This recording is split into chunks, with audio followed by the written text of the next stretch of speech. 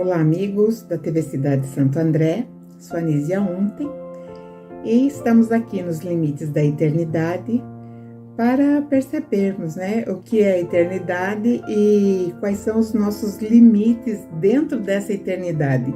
Como nós estamos vendo, toda a saga, ou as aventuras do povo de Israel, que é citado no Antigo Testamento. Nós estamos no livro de Números e esse livro vem nos trazendo, algumas informações em relação à tumultuada saída do Sinai. Eles ficaram lá por 2 anos e aí tiveram que sair. E para eles saírem, então vem o aviso através da nuvem, que era dia. Então essa nuvem ela vai fazer todo um movimento e eles vão saber que tem que sair rumo ao desconhecido, porque na verdade eles seriam guiados pela nuvem. E assim, quando eles começaram essa saída, houve muitos conflitos e começaram a reclamar. Todos reclamavam. Até os estrangeiros que resolveram seguir junto com o povo de Israel, essa extraordinária aventura, eles começaram a reclamar em alto tom, E isso trouxe uma ira daquele Deus que fazia a direção desse povo, nessa excursão estranha, E quando eles começaram a reclamar, então essa ira, ela foi assim, de alguma forma foi demonstrada pelo Senhor e eles estavam desgastados também pela caminhada, enfim, por todas as experiências que eles nunca tinham passado. E como eu falei, cada tribo tinha uma bandeira e as últimas bandeiras, e principalmente a última, do arraial, estava assim completamente desnorteada. Por quê? O que acontecia lá na frente até chegar lá na última, muitas vezes demorava muito tempo. E Moisés, então, o povo pediu para que Moisés intercedesse, por eles, porque eles estavam muito cansados dessa caminhada e com saudade do tempo que eles viviam no Egito, onde eles comiam peixes, está citado isso, peixes, pepinos, melões, estavam com saudade das cebolas e dos alhos, ou seja, dos condimentos, Não suportavam mais comer o maná todo dia. Enjoaram. 2 anos comendo maná todo dia era triste. Porque eles tinham já revertido, eles não só colhiam o maná como nos primeiros momentos. Agora eles cozinhavam as sementinhas que eram moídas e aí faziam bolos, com azeite, eles faziam então essa variação na dieta alimentar. E Moisés viu todo o povo chorando pelas suas famílias, chorando pelos seus filhos. E Moisés, então, ele se comoveu também com a situação do povo. E além de enfrentar toda essa revolta do povo, Moisés tinha também que administrar, muitas vezes, a fúria do Deus, que fazia que era o assistente ou o líder dessa caminhada. E em determinado momento Moisés não aguentou e se dirige ao guardião ou ao Deus, que fazia essa proteção, e ele abre o coração dele. Então ele pergunta para esse Senhor assim: por que me fez esse mal? Por que você me pôs toda a carga desse povo em meus ombros? Acaso fui eu que os criei? Eu os gerei? para que tenha que levá-los assim no colo? Como ama, terei que os conduzir a essa terra que juraram a seus pais. Então, nesse momento, ele se coloca numa situação também de estrangeiro, levando aquele povo por esses caminhos de dificuldades no deserto. E aí ele continua: de onde posso tirar carne que eles me pedem? Porque para mim é que eles pedem carne para comer. E eu sozinho não posso levar todo esse povo, porque eu não aguento mais. Então esse foi o desabafo de Moisés. E continua ainda, Moisés vai chegar ao extremo, né, de pedir, se você falando para esse Deus, se você persistir que eu seja líder desse negócio, por favor, eu te peço, me mate. Por favor, não suporto mais viver assim, não suporto mais esse mal.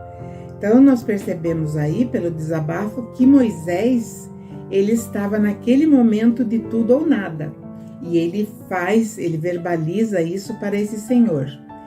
E quando o Senhor percebeu o nível que estava Moisés, ele se acalma, né? E ele percebe também a dificuldade humana daquele que ele tinha escolhido como, né, aquele que tiraria o povo do Egito.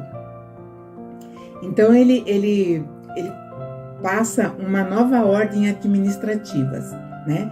Então ele fala para Moisés chamar 70 anciãos que trariam, né, os seus oficiais, então esses anciãos mais os oficiais, para a porta do tabernáculo, onde ele, o próprio Senhor de Israel, passaria as orientações. E neste dia, né, daria aos homens, aqui na Bíblia está escrito o Espírito, mas a natureza, né, a tradução seria a natureza, a substância natural,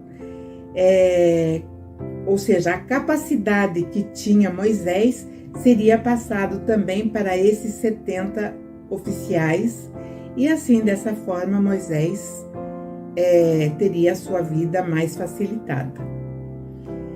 Antes, porém, dos anciãos e seus oficiais chegarem, Moisés recebe a seguinte orientação desse Senhor.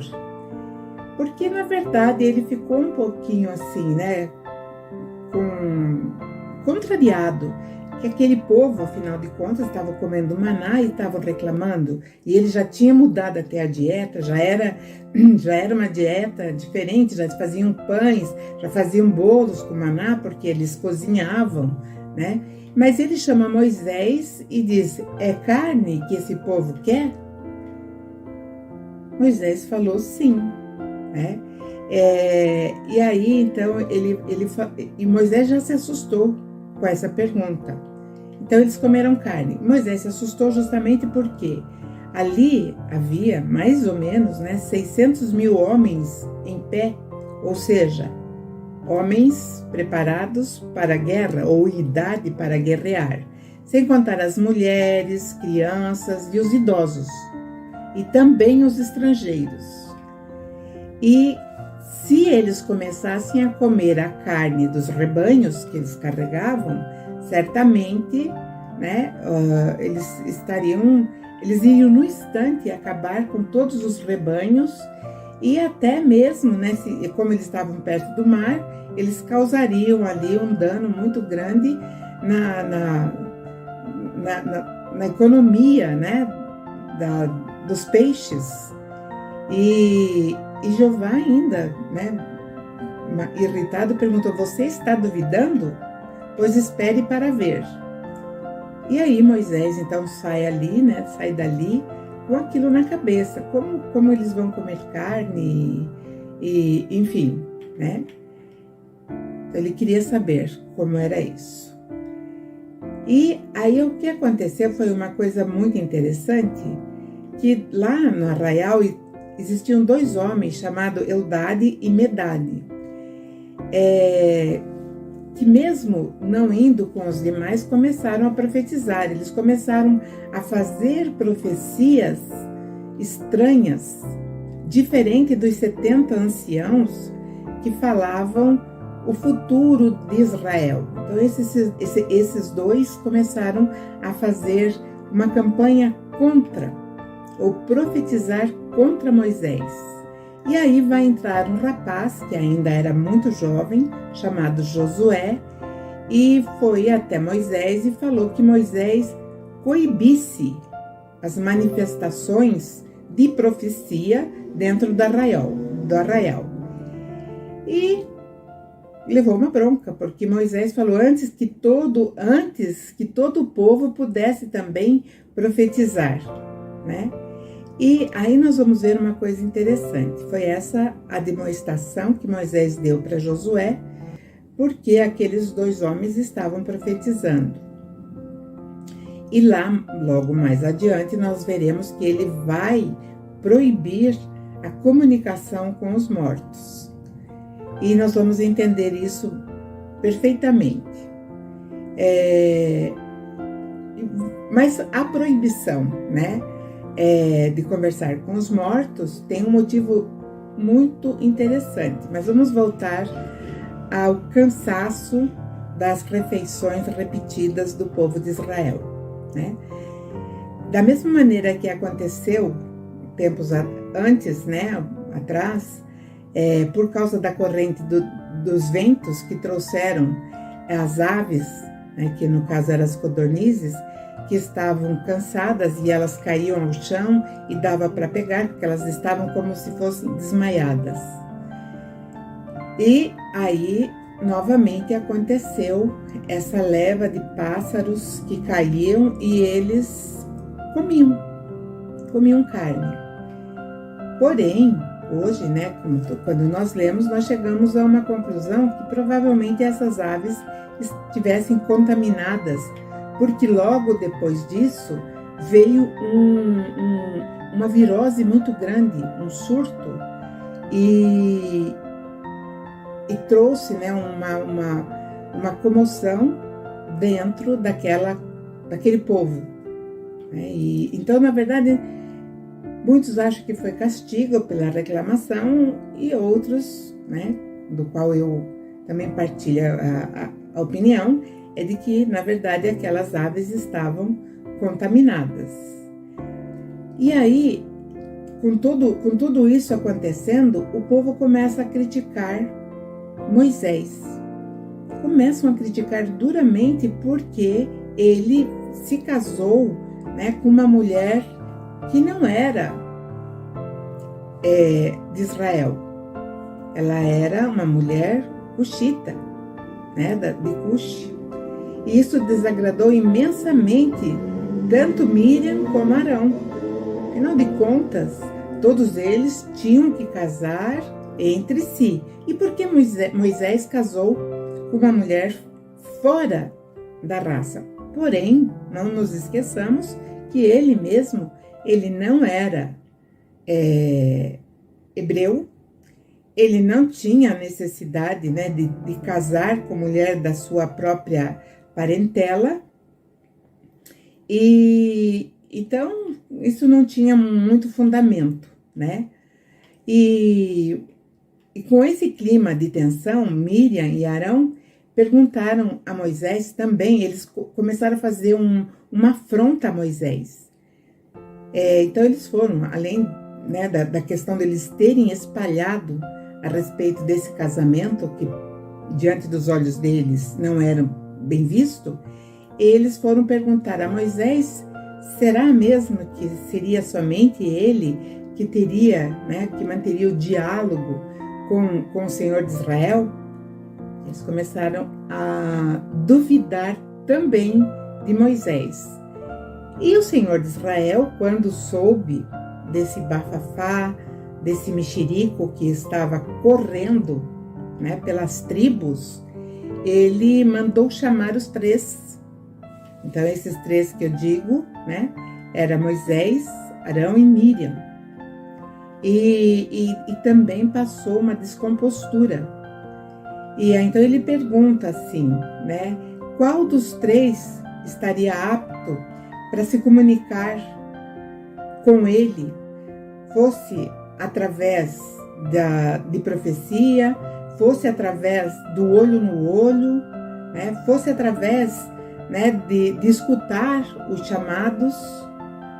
E se tivesse alguém ali com essas características, que tudo bem, que ele falaria.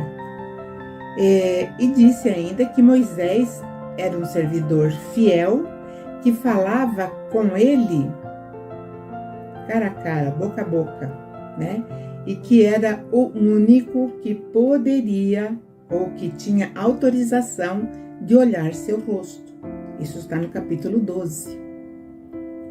Questionou também os outros dois, supostamente irmãos de Moisés, se eles não tinham medo de falar contra o líder que fora escolhido pelo Senhor para ter aquela missão. E, por algum motivo, ele ficou muito irado. E Miriam, que provavelmente tinha espalhado, né, mais ainda com facilidade entre as mulheres, ela adquiriu a lepra.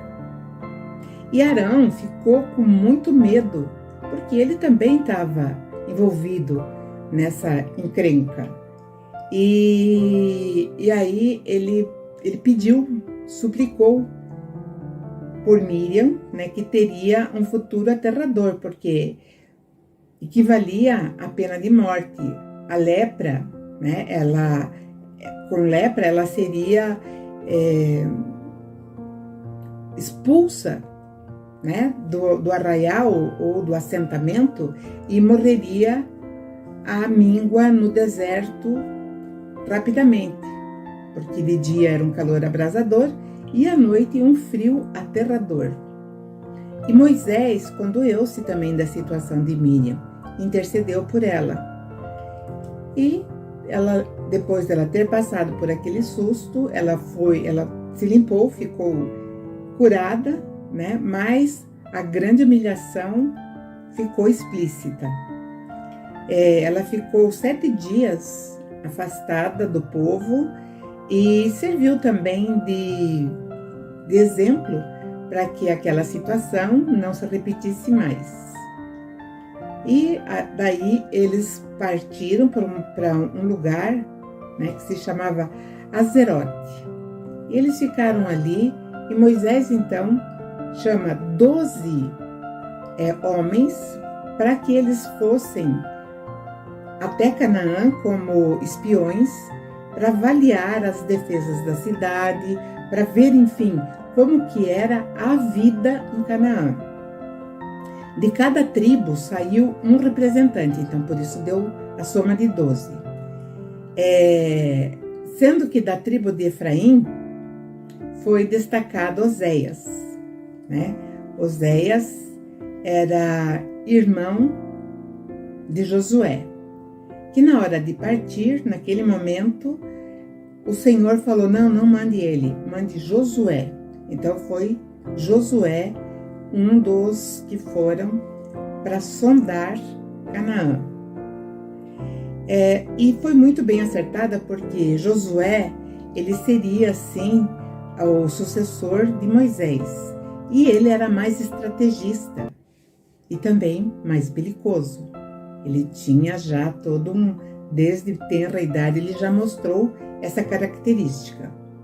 Como campo principal de exploração, eles escolheram a região ao redor de Hebrom, que fica no sul de Judá, ou seja, no sul ali, né, de Israel.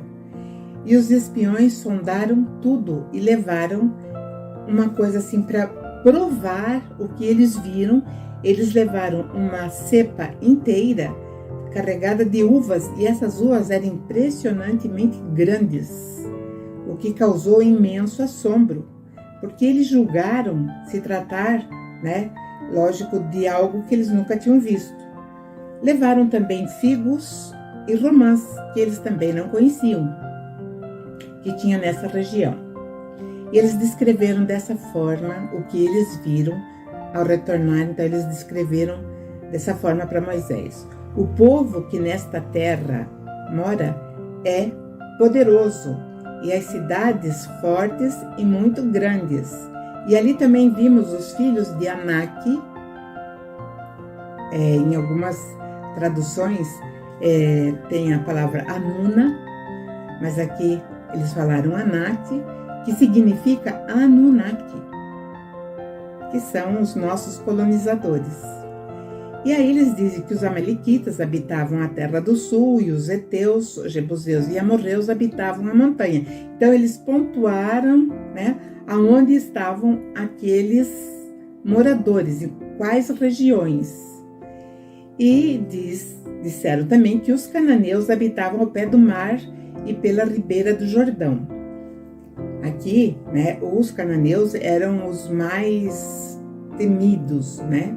Essa descrição deixou um dos comandantes de Moisés, chamado Caleb, completamente eufórico.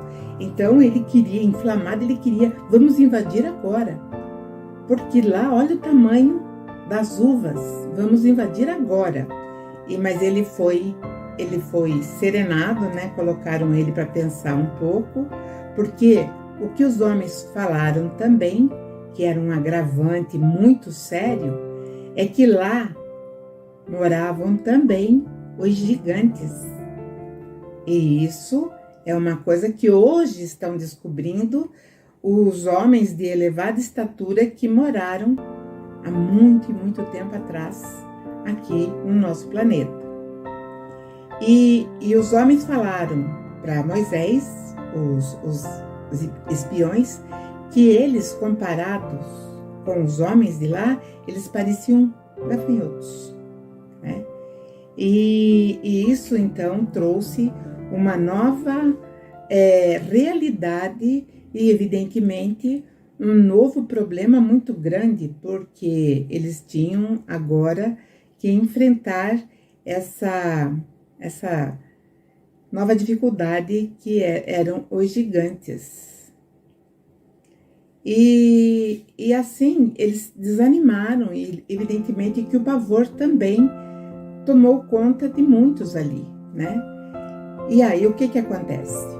Diante de uma nova revelação, que lá, né, onde eles teriam que invadir, lá moravam gigantes, e aí veio também nova reclamação, uma nova choradeira, porque eles se arrependeram de ter saído do Egito.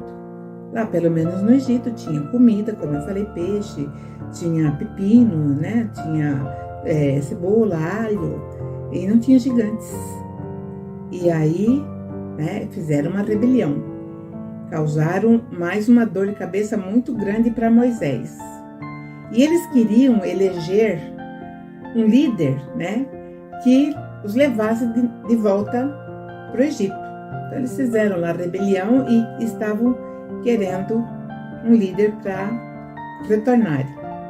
Porque o que os espiões tinham visto era motivo suficiente para eles nunca cruzarem a fronteira para chegar em Canaã, né? E eles também já não estavam mais interessados nas promessas da terra que emanaria leite e mel, isso era o de menos, né?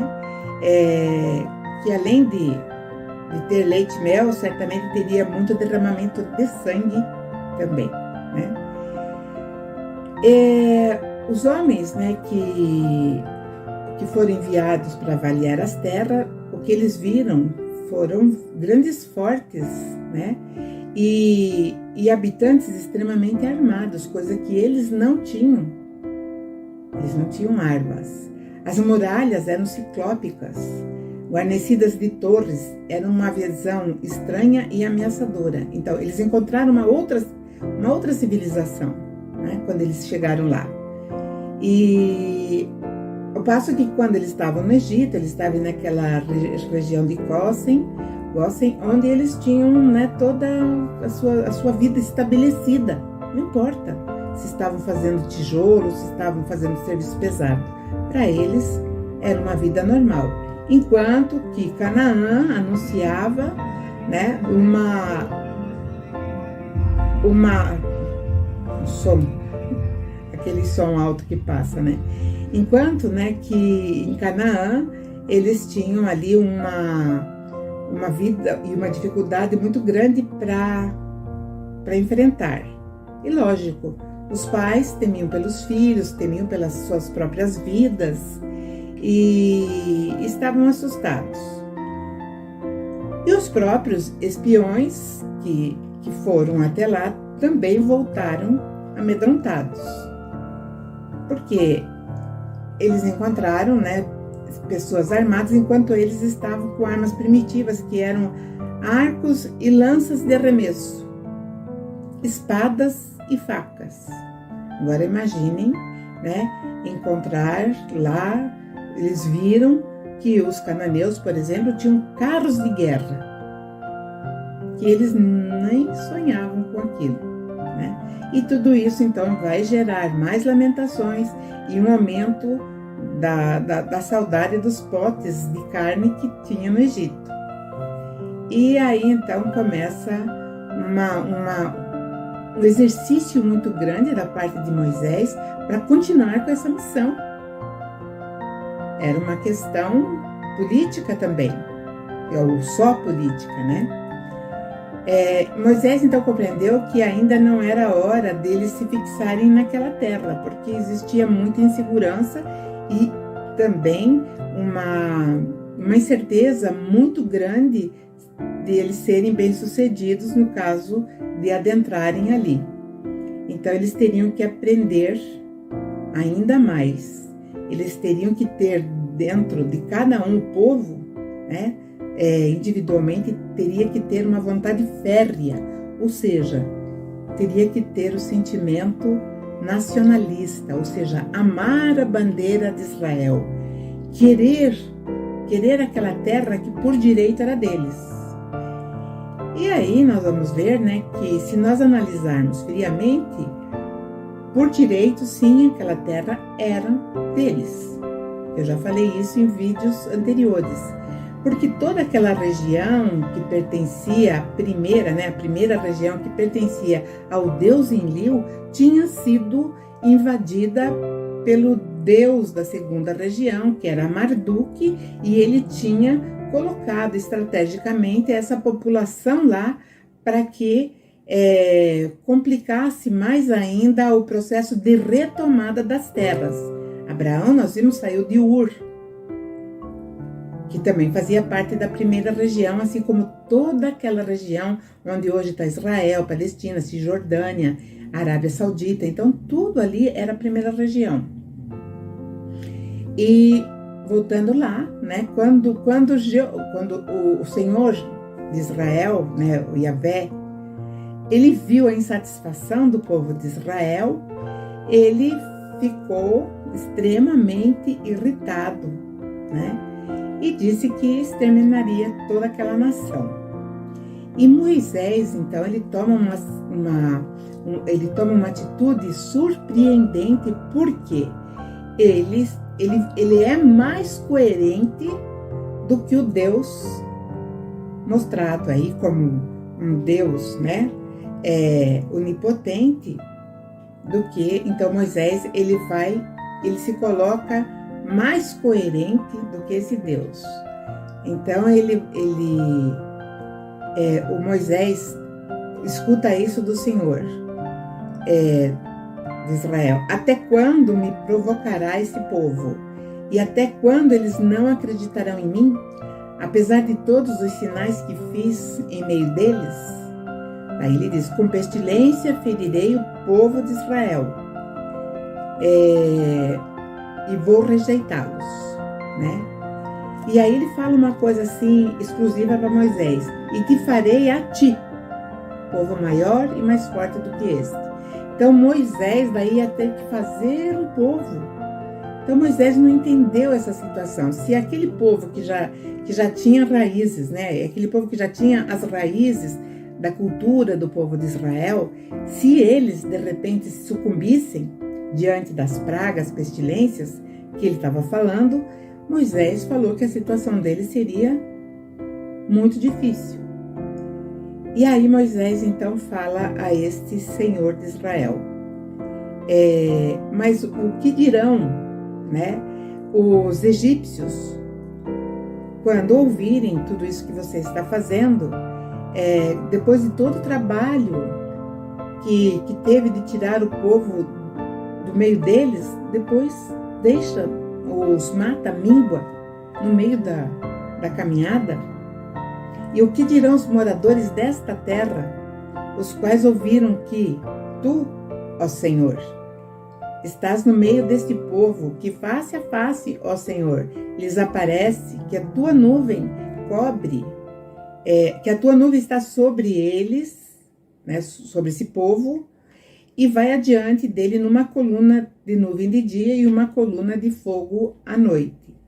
Se matares este povo, como a um só homem deste povo, então as nações que antes ouviram falar da tua fama vão dizer: porquanto o Senhor não podia pôr este povo na terra que ele tinha jurado, os matou no deserto.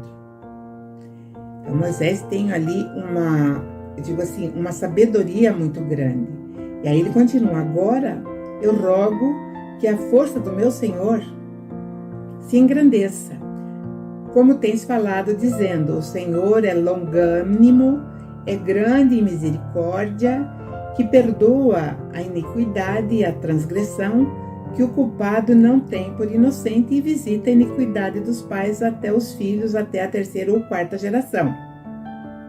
Ele continua: perdoa, pois, o erro deste povo, segundo a grandeza da tua misericórdia, como também perdoaste a este povo desde a terra do Egito até aqui. E disse o Senhor: conforme a tua palavra, assim será feito. Ou então, perdoarei. Mas lá na frente nós conversaremos novamente. Então, nós continuaremos esse nosso assunto no próximo episódio.